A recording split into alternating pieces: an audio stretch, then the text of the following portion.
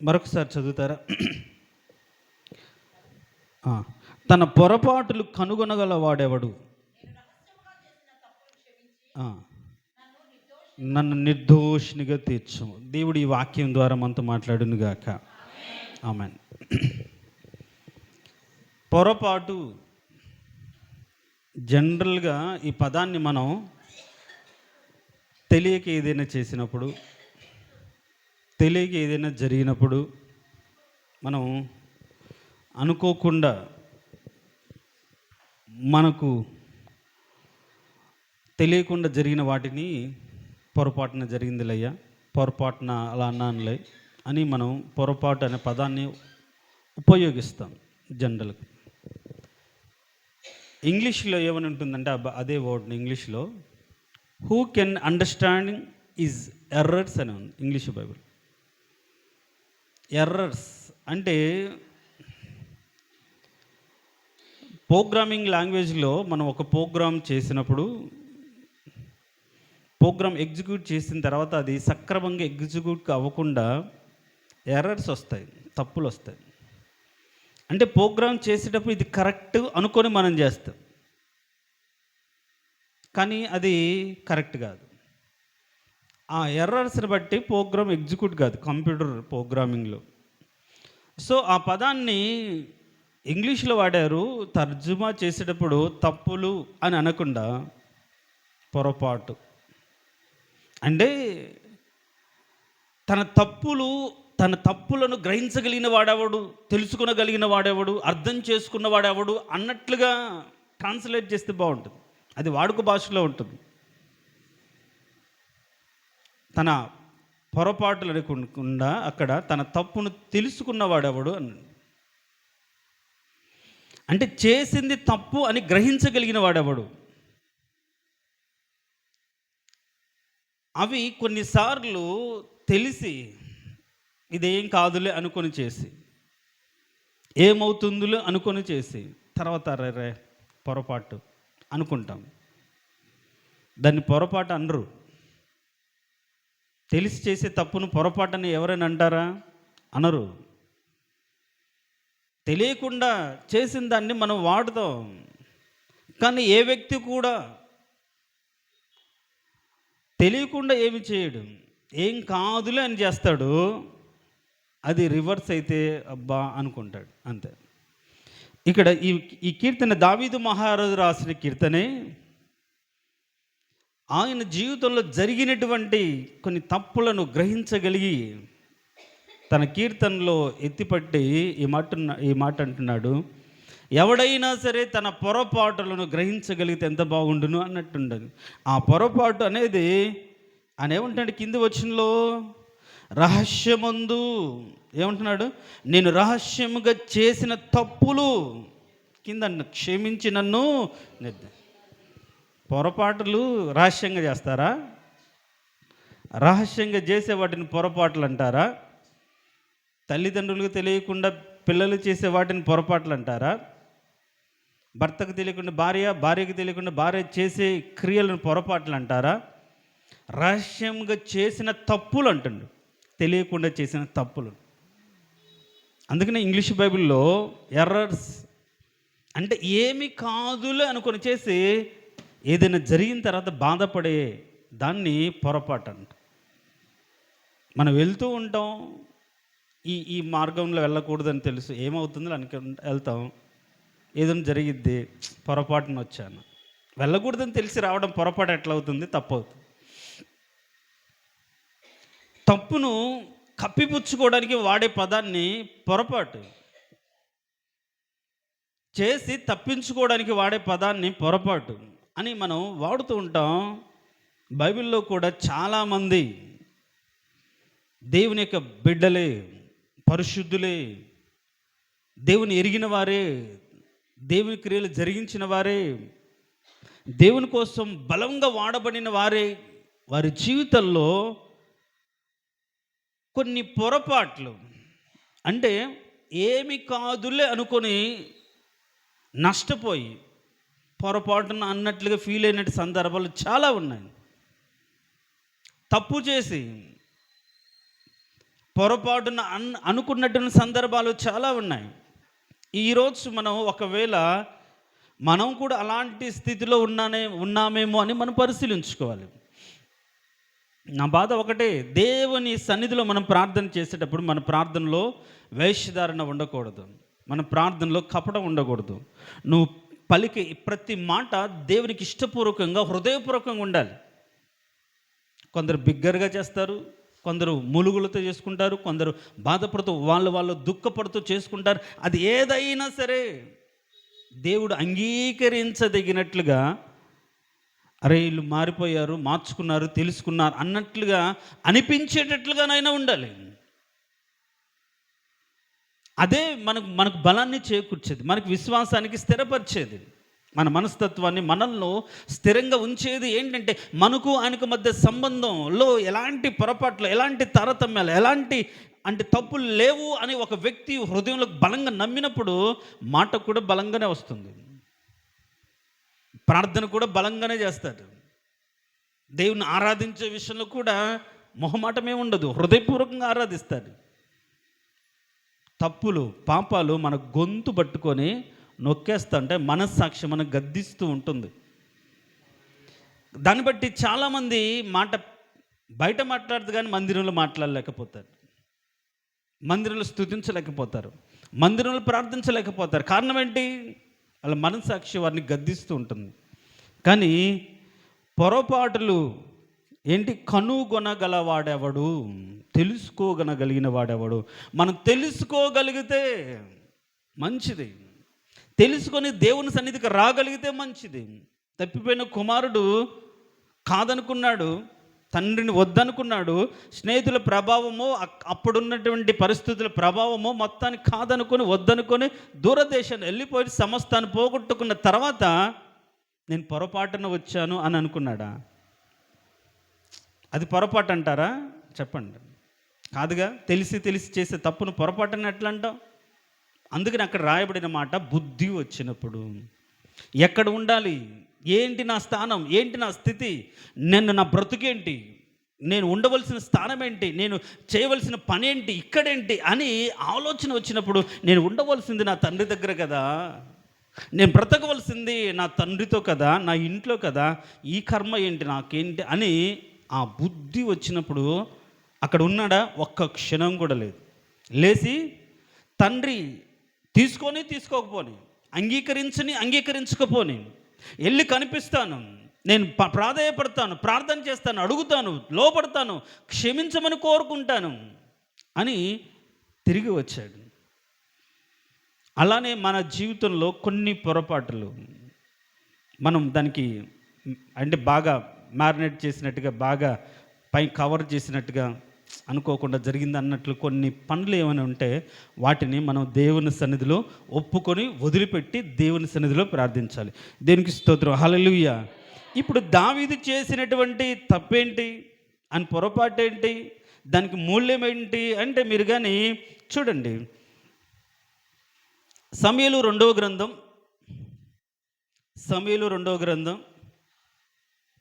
11వ అధ్యాయం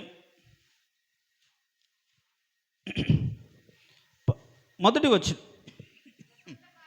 వసంత కాలమున రాజులు యుద్ధమునకు బయలుదేరు సమయమున దావీదు యోబును అతని వారిని ఇశ్రాయేలులందరి పంపగా వారు అమ్మోనీయులను సంహరించి రబ్బా పట్టణం ముట్టడి వేసిరి. అయితే దావీదు యెరూషలేమునందు నిలిచెను. యుద్ధం చేస్తున్నప్పుడు, యుద్ధానికి వెళ్ళాల్సి వచ్చినప్పుడు, అందరూ కూడా యుద్ధంలో ఉన్నప్పుడు దావీదు పట్టణంలో నిలిచిపోయాడు, ఇంట్లో ఉండిపోయాడు. మన జీవితంలో మన బ్రతుకులు ఉండే కొన్ని దోషాలు, తప్పులు ఏంటి అంటే చేయాల్సిన పని చేయకుండా అనవసరంగా అలానే ఉండిపోతారు. అది యుద్ధాలు జరిగే కాలం. యుద్ధాలు జరుగుతున్నప్పుడు ఒక రాజుగా సైన్యాన్ని ముందుండి నడిపించి పోరాడడానికి ఒక ధైర్యాన్ని, వాళ్ళకు ఒక స్థైర్యాన్ని, ఒక స్ఫూర్తిని కలిగించేవాడిగా మా రాజు మాతో కూడా ఉన్నాడు. దావీదు అంటే అప్పటికే శత్రువులకు చాలా హడలు కదా. గొప్ప దావీదుని గురించి కీర్తి దేశమంతా వ్యాపించింది కదా. దావీదు ముందు నడుస్తూ ఉంటే సైనికులు ఎంత ధైర్యం ఉంటుంది, శత్రువులకి ఎంత భయం ఉంటుంది. అమ్మో, దావీదు సింహపు గుండె గల వాళ్ళు కూడా ఆయన చూస్తే వణికిపోతారు, అంత యుద్ధ పరాక్రమంతుడు అనే ధైర్యం తన సైనికులకు ఇవ్వాలి. ఏదో పని ఉన్నట్టుగా, ఏముందిలే అందరూ వెళ్తున్నారు నేను వెళ్ళకపోతే ఏంటి, ఒకసారి వెళ్ళకపోతే ఏంటి, ఈసారి నేను వెళ్ళకపోతే ఏంటి. మనం కూడా అలానే కవర్ చేసుకుంటూ ఉంటాం. ఈ వీక్ వెళ్ళకపోతే ప్రార్థనకి, ఈసారి వెళ్ళకపోతానులే, ఇప్పుడు వెళ్ళకపోతానులే, రేపు వెళ్ళొచ్చులే అంటే ఏది జరుగుతుందో దాన్ని జరిగించకుండా ఒక బద్ధకం, ఒక సోమరితనం, ఒక నిర్లక్ష్యం మన జీవితాల్లో ఉంటే దాన్ని మన పొరపాటు అనకూడదు, అశ్రద్ధ అనాలి. దావీదు కలిగినటువంటి పొరపాటు ఏంటి, దావీదు చేసిన తప్పు ఏంటంటే రాజులు యుద్ధానికి వెళ్తున్నప్పుడు యుద్ధము చేయకుండా ఎక్కడున్నాడు, యెరూషలేములో నిలిచిపోయాడు, ఇంట్లో ఉండిపోయాడు. ఉండి ఫుల్గా అందరు యుద్ధాలు ఉంటే ఎవరితో సంబంధం లేకుండా రాజు భుజించే భోజనం ఎంత వైభవంగా ఉంటుంది, ఫుల్గా తిని నిద్రపోయి సాయంత్రపూట లేయగానే ఒళ్ళు విరుచుకుంటూ ఆ యొక్క మేడ మీద అటు ఇటు చూడగానే ఒక స్నానం చేసే స్త్రీ కనిపించింది. ఇంకంతే. అరే, నేను యుద్ధంలో ఉండవలసిన వాడిని ఇక్కడ ఉన్నాను, సరే ఉన్నాను, ఒక ఆమె కనిపించింది, ఇది చూడకూడదు కదా అని అనుకోకుండా చూసిన దాన్ని బట్టి ఇంకా రిలాక్స్ అయిపోయింది కదా, బాడీ రిలాక్స్ అయిపోయింది కదా, సుఖాన్ని కోరుకుందేమో, పాపం చేశాడు. చూడండి, మనం పోరాడాల్సిన టైంలో మనం పోరాడకుండా మన శరీరానికి ఒక సుఖాన్ని అలవాటు చేస్తే ఏదో ఒక పాపంలో పడిపోతాం. ఏదో ఒక పాపం అనేది మనకు అంటుకుంటుంది. దావీదు యొక్క పొరపాటు ఏంటి అంటే యుద్ధము జరగాల్సిన టైంలో, యుద్ధము చేయాల్సిన టైంలో యెరూషలేములోనే ఊర్లో నిలిచిపోవడమే కాకుండా చూడకూడని దాన్ని చూశాడు. చూడడమే కాకుండా ఆశించి పాపం చేయడానికి తన మనసును, అంటే తన మనసు అంతా మారిపోయింది. తన ప్రజలు ఎలాంటి స్థితిలో ఉన్నారు, రాజ్యం ఎలాంటి స్థితిలో ఉంది, వాళ్ళు పోరాటంలో ఉన్నారు, వాళ్ళు యుద్ధంలో ఉన్నారు, ఎలాంటి యుద్ధం జరిగిస్తున్నారు, వాళ్ళకి బలం ఎంత ఉంది, పోరాడగలుగుతున్నారు లేదు, ఎన్ని పోయి తన సుఖాన్ని కోరుకున్నాడు, తన సంతోషం తను వెతుక్కున్నాడు. ఈ రోజుల్లో కూడా సంఘంలో బాధ ఉన్నప్పుడు, సంఘంలో సమస్యలు ఉన్నప్పుడు, సంఘంలో అనేక కుటుంబాల వేదన ఉన్నప్పుడు, దుఃఖం ఉన్నప్పుడు అని ఎవరి ఇళ్ళల్లో వాళ్ళు ఉండి, ఎవరి పనులు వాళ్ళు చేసుకుంటూ, ఎవరి ఉద్యోగం వాళ్ళు చేసుకుంటూ సంబంధం లేనిగా ఉండిపోతే అది వారిని ఒక పాపంలో పడేస్తుంది. ఎలా ఉంటున్నాం మనం? చేయవలసిన దాన్ని చేయకుండా చేయకూడని దాన్ని చేయడానికి మిగిలిపోతున్నామా? దావీదు చేసిన పొరపాటు ఏంటంటే యుద్ధము చేయవలసిన టైంలో చేయకుండా ఉండిపోయాడు. ప్రార్థించాల్సిన టైంలో ప్రార్థించాలి, మందిరానికి రావాల్సిన టైంలో మందిరానికి రావాలి, ప్రయాసపడే సువార్త పనిలో పాలు పంపులు పొందాలి. ఏది అంటే సంఘపరంగా కావచ్చు, కుటుంబ పరంగా కావచ్చు, ఏదైనా ఉద్యోగ పరంగా కావచ్చు, ఎప్పుడు ఏది చేయాలో ఆ నిర్ణయించిన పని చేయకుండా మన నిర్లక్ష్యము చేస్తే దానికి పర్యవసానం ఏంటంటే ఏదో ఒక పాపంలో ఇరుక్కుపోవడమే. దావీదు అలా ఏం చేస్తాడంటే నిర్లక్ష్యాన్ని బట్టి తన బ్రతుకును పతనం చేసుకున్నాడు, పాపంలో పడిపోయాడు. దాన్ని కవర్ చేసుకోవడానికి తప్పు మీద తప్పు చేశాడు, పాపం మీద పాపం చేశాడు. నాతాను ప్రవక్త వచ్చి గద్దించేంత వరకు దాదాపుగా ప్రార్థన లేదు, సహవాసం లేదు. మనసులో అంటే దేవుని సన్నిధికి వెతుకుతూ ఉంటే, దేవుని సన్నిధికి వెళ్ళి ప్రార్థన చేస్తుంటే ఏదో క్షణంలో మనస్సాక్షి గద్దిస్తుంది కదా. ప్రార్థనలోకి వెళ్ళగానే దేవుడు మాట్లాడతాడు కదా, నువ్వు ఎలా ప్రార్థన చేయగలుగుతున్నావయ్యా, ఎలా మోకరిల్లగలిగావు, నీ ప్రార్థన నేను వింటానా, నీ హృదయంలో ఇలాంటి పాపం చేసి నువ్వు నా దగ్గరకు వచ్చిన నీ ప్రార్థన నేను వింటానని మనస్సాక్షి ఏదో క్షణంలో తను మోకరిల్లినప్పుడు గర్దించేది కదా. ప్రార్థన లేదు, ఏమీ లేదు. దినములకు 3 సార్లు, రోజుకు 7 సార్లు ఆరాధన కావచ్చు, ప్రార్థన కావచ్చు, ఇవన్నీ బంద్ చేసి ఎట్లయినా ఆ సమస్య నుంచి విడిపించబడాలని ప్రయత్నాల మీద ప్రయత్నాలు చేసి దేవునికి సహవాసానికి దూరం అయిపోయాడు. ఒకరోజు నాతాను ప్రవక్త వచ్చి చెప్పిన తర్వాత నేను తప్పిదాన్ని చేశానని అప్పుడు ఒప్పుకున్నాడు. చూడండి, దేవుని నమ్మిన వాడే, దేవుని ఎరిగిన వాడే, న్యాయ విధులను దివారాత్రులు ధ్యానం చేస్తున్నవాడే, దినమునకు 3 సార్లు ప్రార్థన చేస్తున్నవాడే, పరుపు తేలగొట్టగలిగిన కన్నీటి అనుభవం కలిగిన వాడే, పరాక్రమం కలిగిన వాడే, ప్రజల కోసం పోరాటం చేయగలిగిన వాడే, ప్రజల పక్షం నిలబడ్డవాడే, యెహోవా యుద్ధములు చేస్తున్నవాడే, కానీ చేయాల్సిన టైంలో చేయకుండా నిర్లక్ష్యం చూపించిన దాన్ని బట్టి ఏం చేశాడు? పాపంలో పడిపోయాడు, పతనం చేసుకున్నాడు. తన బ్రతుకులో ఒక మాయను మచ్చగా మిగిలిపోయింది. దేవునికి హృదయానుసారుడు అనబడిన వ్యక్తి ఒక స్త్రీని చూసి తన మనసును అణుచుకోలేని స్థితికి దిగజారిపోయాడు. ఒక వ్యక్తిని చంపించాల్సి వచ్చింది. చేయాల్సింది మనం చేయకుండా మనం నిర్లక్ష్యం పడితే వేరే రకంగా మనం చేసి దేవుని కృపను కోల్పోతాం. చూడండి, దావీదు యొక్క పొరపాటు ఏంటి అంటే చేయాల్సిన టైంలో చేయకుండా నిర్లక్ష్యంగా ఉండటం. మరి మన జీవితాల్లో మనం ప్రార్థన చేయాల్సిన టైంలో చేస్తున్నామా? ఉపవాసం చేయాల్సిన టైంలో చేస్తున్నామా? మందిరానికి రావాల్సిన టైంకి వస్తున్నామా? ఇవ్వాల్సిన టైంలో ఇస్తున్నామా? కష్టపడాల్సిన టైంలో కష్టపడుతున్నామా? ప్రతి దానికి నిర్లక్ష్యంగా చేయొచ్చులే అనుకొని ఉంటున్నామా? దాని ఫలితం ఏదో ఒక రూపంలో మన బ్రతుకులోకి వస్తుంది. రెండవదిగా తన కుమారుడైన సొలొమోను విషయం చూడండి. సొలొమోను విషయంలో అదే రాజుల మొదటి గ్రంథం 11వ అధ్యాయం.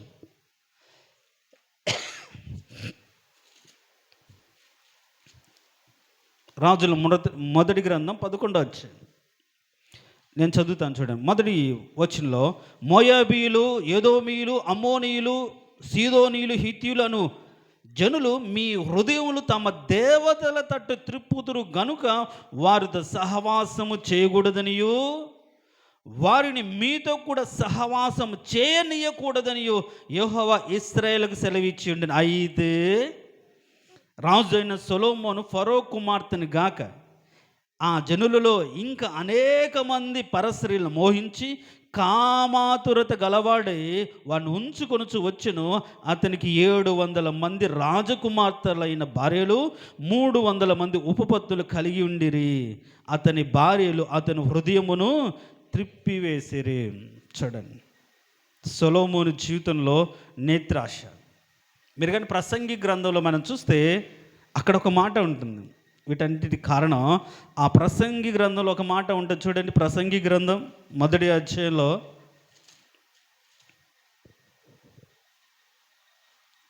2:10 చూడండి. నా కన్నులు ఆశించిన వాటిలో దేనిని అవి చూడకుండా నేను అభ్యంతరము చేయలేదు, మరియు నా హృదయము నా పనులన్నిటిని బట్టి సంతోషింపగా సంతోషకరమైనది ఏది అనుభవించకుండా నేను నా హృదయమును నిర్బంధింపలేదు. ఇదే నా పనులన్నిటిని బట్టి నాకు దొరికిన భాగ్యము. ఏంటంట, 1000 మంది భార్యలు ఉంచుకోవడానికి భాగ్యంగా ఫీల్ అయ్యాడంట.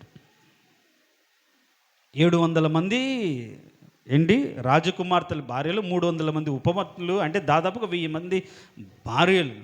అంటే తన కన్ను ఏది కోరుతుంది చూడకుండా, తన హృదయం దేన్ని కోరుకుంటే అది పొందకుండా, నిర్బంధించకుండా విచ్చలవిడిగా బ్రతికాడు. దేవునికి ఆజ్ఞను పక్కన పెట్టాడు. వారితో సహవాసం చేయకూడదు, మీ బ్రతుకులు త్రిప్పివేస్తారు అన్నా సరే తను జ్ఞానం కలిగిన వాడు కదా. నేను ఏదైనా చేసుకోగలుగుతాను, దేన్నైనా మేనేజ్ చేసుకోగలుగుతాను, ఎవరైనా నా దగ్గర రావాల్సిన వాళ్ళే, నేను చేసేదంతా కూడా ఒక పరిశీలనాత్మకంగా పరిశోధనాత్మకంగా చేస్తున్నాను అన్న కోణంలో తన ఇష్టానుసారంగా తను బ్రతికినట్లుగా మనం చూస్తాం.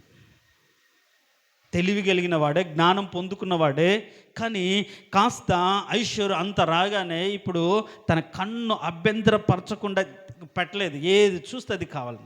ఈ రోజుల్లో కూడా విశ్వాసులే, కానీ ఏది కనిపిస్తే అది ఇంట్లో ఉండాలి. ఏది కావాలి, అది వస్తువులు కావచ్చు, ఇంకా ఏదైనా కావచ్చు,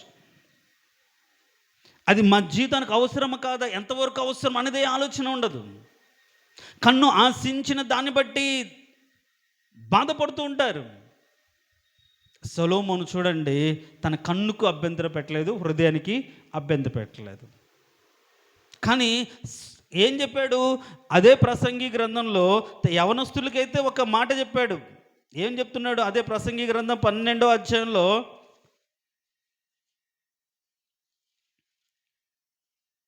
11లోనే చూడండి, 11:9లోనే, యవనుడా నీ యవన కాలమందు సంతోషపడము, నీ యవన కాలమందు నీ హృదయం సంతుష్టిగా ఉండనిమ్ము, నీ కోరిక చొప్పునను నీ దృష్టి యొక్క ఇష్టము చొప్పును ప్రవర్తింపుము.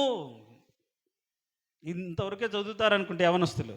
నీ ఇష్టం వచ్చినట్టుగా ఉండు అని రాయబడింది. నీ కోరిక ఇష్టం చొప్పున, నీ హృదయం ఇష్టం చొప్పున, నీ ఇష్టం వచ్చినట్టు నడువు అని రాయబడింది. సంతోషపడమని రాయబడింది. కాబట్టి సొలొమోను కూడా ఇష్టం వచ్చినట్టుగా ఉన్నాడు, ఇష్టం వచ్చినట్టుగా తనకు కావాల్సినంత తిన్నాడు, తిరిగాడు, ఇష్టానుసారంగా బ్రతికాడు.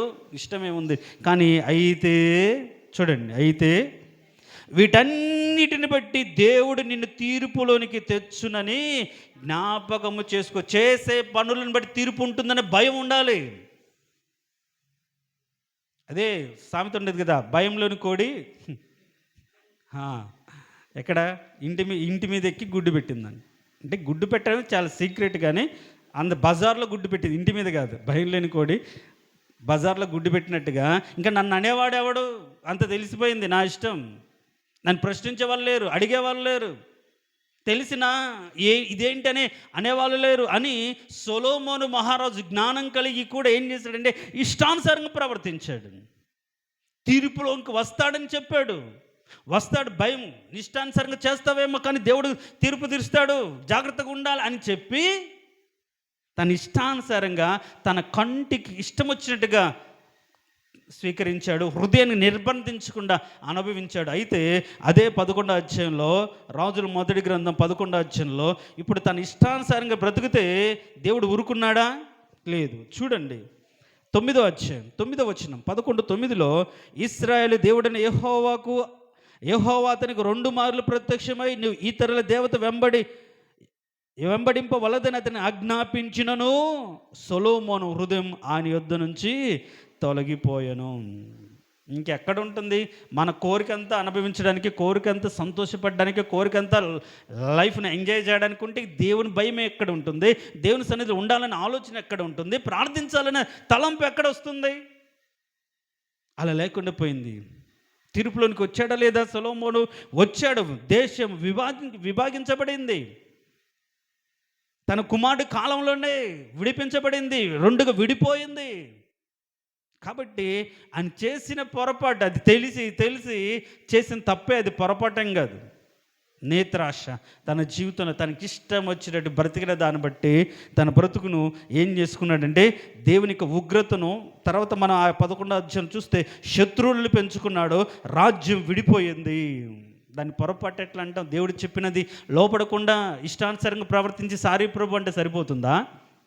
మనం దేవుని సన్నిధిలోకి వచ్చి ఏ తప్పు చేసామో, ఏ విధంగా బ్రతికామో తెలుసుకోకుండా ఆయన క్షమించమని అడిగితే సరిపోతుందా? అందుకనే 130 కీర్తనలో అంటాడు, సొలొమోను రాసిన కీర్తన అది, అయ్యా నేను అగాధ స్థలములో నుండి నేను నీకు మొరపెడుచున్నాను, ఎవరు లేక ఎలాంటి ఆదరణ లేకుండా దిక్కులేని వాడుగా ఉన్నానయ్యా అని అగాధ స్థితిలోకి దిగజారిపోయినప్పుడు వృద్ధాప్యమందు అది రాసిన కీర్తనగా చాలామంది చెప్పారు. సొలొమోను జీవితంలో పొరపాటు ఏంటంటే నాకు తెలుసు, ఏం కాదు అనేటువంటి జ్ఞానం వలన వచ్చినటువంటి ఒకలాంటి నిర్లక్ష్యం, నేత్రాశ. జ్ఞానం ఉంది, సంపద ఉంది, డబ్బు ఉంది, అడిగే వాళ్ళు ఎవరు లేరు, ఇష్టానుసారంగా జీవించు. కానీ దేవుడు ఉంటాడుగా. ఈ లోకంలో ఎంత గొప్పవారమైనా ఆయన సన్నిధిలో ఆయనకు లెక్క చేయకుండా ఉంటాడు, లెక్క చూడకుండా ఉంటాడా? ఖచ్చితంగా చూస్తాడు కదా. ఆ విషయాన్ని మనం మర్చిపోయి ప్రవర్తించకూడదు. ఇష్టానుసారంగా ప్రవర్తించే విషయంలో ఖచ్చితంగా మనం చేసిన పనులన్నిటిని బట్టి తీర్పులోనికి తీసుకొస్తాడనే భయం అనేది మన బ్రతుకులో ఉండాలి. ఆ భయం లేకపోతే ఇష్టానుసారంగా ప్రవర్తిస్తూ ఉంటారు. కాబట్టి రెండవదిగా సొలొమోను జీవితంలో ఉన్నటువంటి ఆ పొరపాటు, అంటే తెలిసి, అంటే అర్థం చేసుకోలేని అంశం ఏంటంటే నేత్రాశ. మూడవదిగా హిజ్కియా విషయంలో మనం చూస్తాం. చూడండి హిజ్కియా విషయంలో మీరు కానీ యెషయా గ్రంథం 39వ అధ్యాయం యెషయా గ్రంథం 39వ అధ్యాయం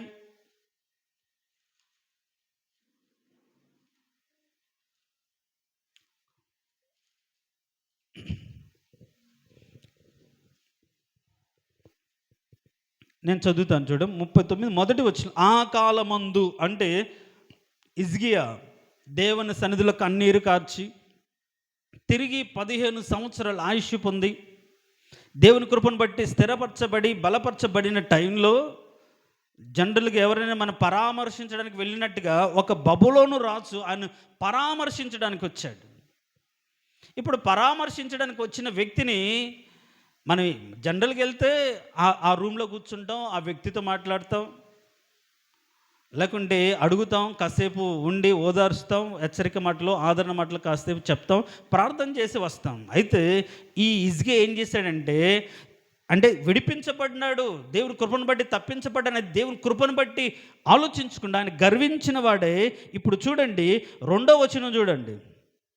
హిజ్కియా దూతలు వచ్చిన మాట విని వారిని లోపలికి రప్పించి తన ఇంటనేమి రాజ్యమందేమి కలిగిన వస్తువులను దేనిని మరుగు చేయక తన పదార్థములను గల కొట్టును వెండి బంగారములను గంధవర్గములను పరిమళ తైలములను ఆయుధశాలను తన పదార్థములను ఉన్న సమస్తమును వారికి చూపించును. వారు ఒక పని మీద వస్తే ఈయన వారికి ఇంకొక పని పెట్టాడు. వాళ్ళేంటి, బాగుపడ్డాడు, భయంకరమైనటువంటి వ్యాధితో ఉన్నాడు, కానీ దేవుని కృపను బట్టి విడిపించబడ్డాడు, బాగుపడ్డాను చూడడానికి వస్తే నా బాగు చూసారా, నా ఐశ్వర్యం చూసారా, నా ఘనత చూసారా, నాకున్న సంపద చూసారా అని మొత్తాన్ని పంపిస్తూ వాళ్ళన్నీ చూపించారు. అంటే ఈ లోకంలో మనకు కూడా మనకు తెలియదు, మనకి ఇంత ఉందని అనేకులు తెలుసుకోవాలని ఆశపడుతుంటారు, కోరుకుంటుంటాం. పలానా వాళ్ళబ్బా వాళ్ళు ఇల్లు కట్టుకున్నారు, ఇంత ఉంది. స్త్రీలు ఉన్నారని లోపలికి వెళ్తే లోపలికి తీసుకెళ్ళి బీరువా ఓపెన్ చేసి ఎన్ని బట్టలు ఉన్నాయి, ఎంత గోల్డ్ ఉంది, ఏదైనా అకేషనల్గా ఉన్నప్పుడు జాగ్రత్త. అన్నీ మళ్ళీ ఎక్కడికి వెళ్తాయి, కొన్నిసార్లు దెబ్బ పడితే బంగారు, ఎక్కడికి వెళ్తాయి మళ్ళీ బ్యాంకుకో దానికో దీనికో పోతా ఉంటాయి.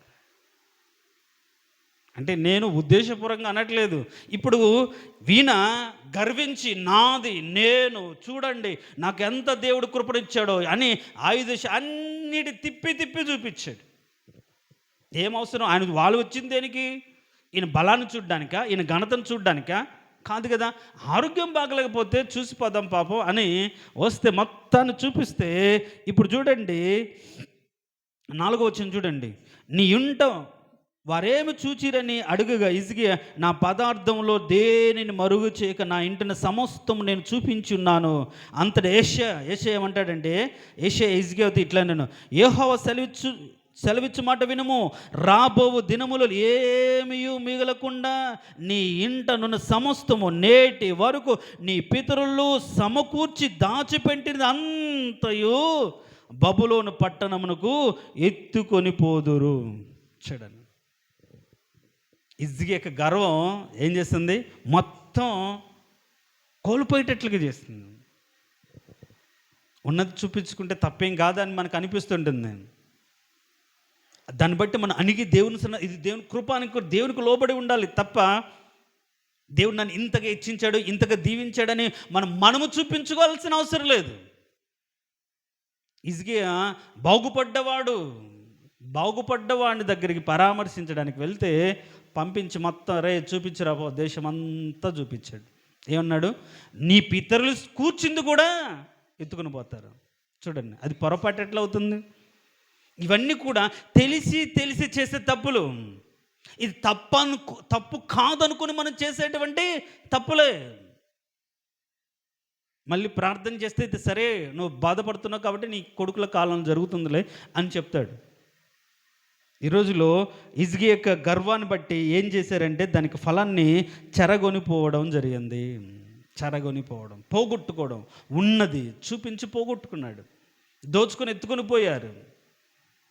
కాబట్టి మనకున్న దాన్ని దేవుని కృపను బట్టి కలిగిందనుకొని దేవుని సన్నిధిలో అనిమనిగి ఉండాలి తప్ప చూసారా అని మనం చూపించుకోవాల్సిన అవసరం లేదు.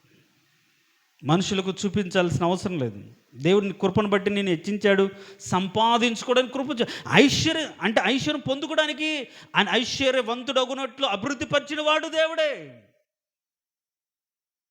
కానీ దాన్ని మనుషులకు మనం చూపించకూడదు, మనుషులకు దాన్ని గొప్పగా, అది మన ఘనతగా అనేకులకు చెప్పుకోకూడదు. దాన్ని బట్టి నష్టపోతాం, దాన్ని బట్టి బాధపడతాం. ఇప్పుడు హిజ్కియా మనం చూస్తే మందిరాన్ని బాగు చేసి, మందిర పరిచర్య సక్రమంగా జరిగించి, రాజ్యంలో మళ్ళీ తిరిగి దేవుని యొక్క ఆరాధన జరిగించడానికి మహా ఉత్సవాలు జరిగించి, పండగలు చేసి, దేని నమ్మకానికి ఏర్పరిచిన హిజ్కియా ఇప్పుడు ఒక చిన్న తప్పే, అది ఏముంది అన్నట్టుగా అంటే తప్పే చేసి మొత్తాన్ని కూడా పోగొట్టుకున్నట్టుగా మనం చూస్తాం. తర్వాత 4వదిగా మిరియాం. చూడండి, సంఖ్యాకాండము 12వ అధ్యాయం. ఈ టైం కరెక్టేనా అంకుల్? మార్చారా బ్యాటరీ? సరే, ఫాస్ట్గా 2 మాటలు చెప్తాను. 12వ అధ్యాయం 1 నుంచి కొన్ని వచనాలు. మోషే కూషు దేశపు స్త్రీని పెళ్లి చేసుకుని ఉండెను గనుక అతడు పెళ్లి చేసుకున్న స్త్రీని బట్టి మిరియాము అహరోన్లు అతనికి విరోధంగా మాట్లాడిరి. చూడండి, ఇప్పుడు ఆయన అక్కడి నుంచి వెళ్ళిపోయాడు, వాళ్ళ మామ దగ్గర చేరదీశాడు, ఆమెను చేసుకోవాల్సి వచ్చింది, చేసుకున్నాడు, అయిపోయింది. కానీ ఇప్పుడు మళ్ళీ దాని గురించి లేవనెత్తారు. ఎప్పుడో జరిగిపోయిన ముచ్చట ఇప్పుడు తిరిగి మాట్లాడుతున్నాడు. అంటే 40 ఏళ్ళు అక్కడ ఉన్నాడు. 40 ఏళ్ళ తర్వాత మళ్ళీ ఈ యొక్క కనాను మార్గ మధ్యలో ఈ డిస్కషన్ వచ్చినప్పుడు విరోధంగా మాట్లాడారు. దాన్ని బట్టి వాళ్ళకి ఏమొచ్చింది? కుష్ఠరోగం వచ్చింది. చూడండి, మనము కూడా అంటే జరిగిపోయిన వాటిని గురించి పదే మాట్లాడిన దాన్ని బట్టి ఇప్పుడు ఆ రోజు మళ్ళీ మొట్టమొదటి రోజు అడగవచ్చు కదా, అడగలేదు.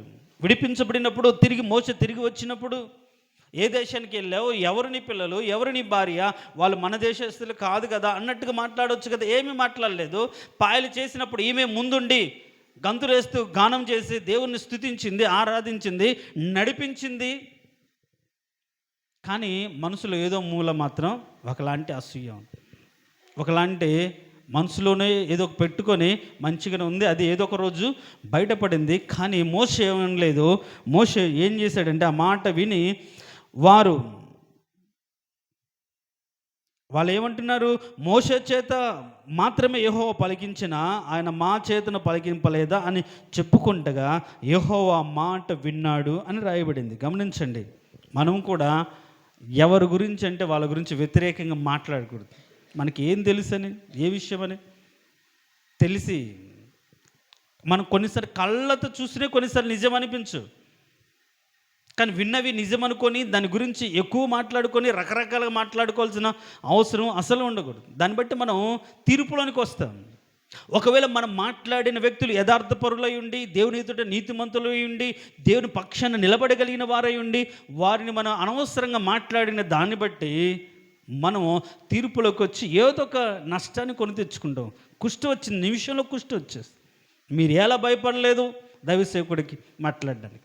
కాబట్టి మన జీవితాల్లో మనం నడిపించిన వారమే, వాళ్ళతో కూడా నడిచిన వారమే. కానీ మనసులో అసూయ కానీ మనసులో ద్వేషం కానీ ఉండి మాట్లాడితే కుష్టి తెచ్చుకున్న వారిగా మనం చూస్తాం. చూడండి, ఇంకా పేతురు గురించి లాస్ట్గా మనం చూస్తే, పేతురు ఏం చేశాడు? గాలిని చూసి మునిగిపోయాడు. దేవుని చూస్తున్నవాడు ఆయన వైపు చూడాలి, కానీ గాలిని చూశాడు. గాలిని చూడగానే ఏం జరిగింది? మునిగిపోసాగాను రాయబడింది. ఇవన్నీ కూడా వారి జీవితాలు మనం చెప్పిన వాళ్ళలో ఎవరినైనా పేరు అంటే వారిని ఏదైనా వాళ్ళ జీవితాలు ఏదైనా ఈ తప్పు చేసిన వాళ్ళు ఈ పొరపాటు ఉందని చెప్పగలుగుతామా? ఏమీ లేదు.